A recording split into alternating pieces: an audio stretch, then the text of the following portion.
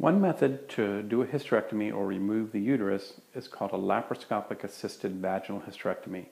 We call it an LAVH because the other is such a mouthful. But an LAVH is exactly what it sounds like. It's a laparoscopic assist, so we start with a laparoscope or a camera, and that helps us do a vaginal hysterectomy. And so I'll explain this in a little more detail, but when would we want to do something like this? Well, vaginal hysterectomy is sort of considered the gold standard, the best way to do a hysterectomy when it's possible.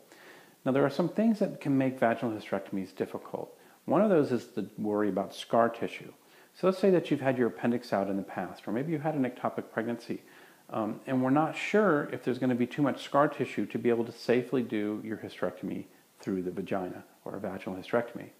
A laparoscopic assist allows us to put a scope in, take a look, see if there's scar tissue. If there is, we can often take the scar tissue down or remove the scar tissue through the laparoscope, and that allows us then to do a vaginal hysterectomy.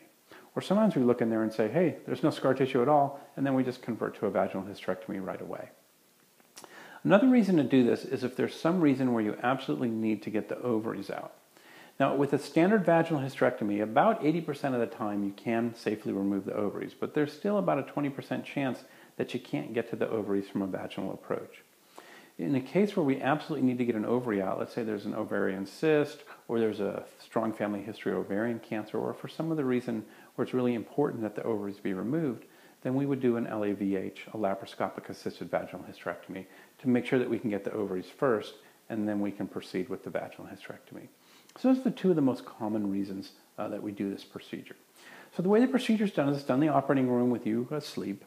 A small incision is made in the belly button, a camera is then placed through that incision, and then a couple of other little poke holes are made on either side of the abdomen to put more instruments down. Work is then done in your abdomen through the camera, and that can be to remove the ovaries or to take scar tissue down or to do other things that will make the vaginal hysterectomy a little easier.